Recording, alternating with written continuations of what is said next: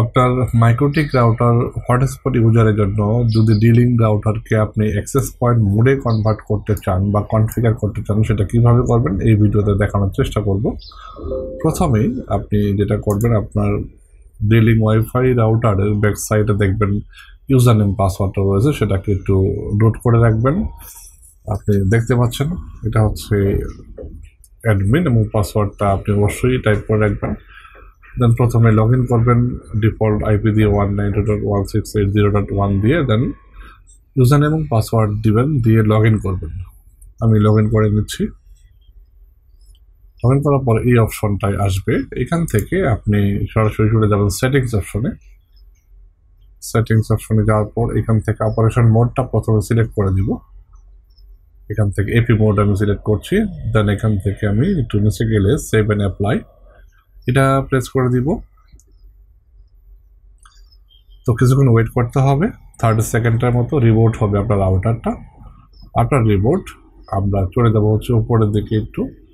যেহেতু dual band router, আমরা দুটো মোডেই একটা এসএসআইডি দিয়ে কনফিগার করব।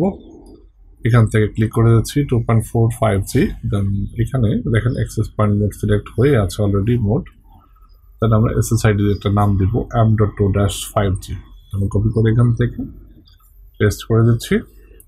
দেন সিম্পলি এখান থেকে save and apply.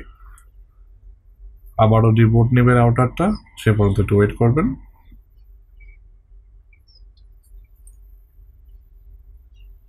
After reboot আমরা আবার চলে যাব সিকিউরিটি অপশনটায়। এখান থেকে আমরা এনক্রিপশনটা ডিজেবল করে দিব। Just disable it and save and apply. Then okay. আমরা 2.4Gটা কনফিগার করলাম। এরপর আমরা কনফিগার করবো 5Gটা। যেহেতু ডুয়েল ব্যান্ড রাউটার, আমরা প্রত্যেকটা ডুয়েল ব্যান্ড রাউটারের এসএসআইডিটা সেম রাখবো। 5Gতে ক্লিক করছি, সেম ওয়েতেই আমরা ওই সেম নামটাই দিব। যদি আপনি হটস্পট ইউজার ব্যবহার করতে চান, সেমভাবে কনফিগার করবেন, তাহলে আপনার ফ্লাকচুয়েট হওয়ার সম্ভাবনাগুলো থাকবে না। স্মুথলি ইন্টারনেটটা আপনি আপনার হটস্পট ইউজারের কাছে পৌঁছাতে পারবেন। তো রিবোট হয়ে গেল। আবার আমরা সিকিউরিটিতে যাব। এখান থেকে আমরা এনক্রিপশনটা ডিসেবল করে দিব। That's it. অ্যাপ্লাই। ওকে, এটা হয়ে গেল, কাজ আপনার শেষ।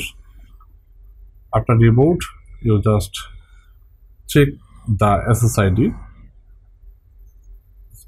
আমরা চেক করবো যে এটা কনফিগার হয়েছে কিনা। দেখেন সব কিছু ঠিক আছে। আমরা একটু স্ক্রল বার থেকে এখান থেকে যদি ট্রাই করে দেখি যে এসএসআইডিটা দেখাচ্ছে কিনা।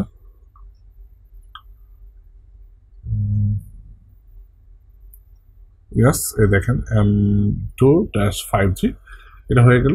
That's it. Apply, log out. Okay. আর কানেকশনটা কীভাবে দিবেন দেখেন, মাইক্রোটেকের হটস্পটের যে কোনো পোর্ট থেকে আপনি এপি কানেকশনের আপনার ওয়ান পোর্টে কানেকশনটা দিবেন। Thanks for watching.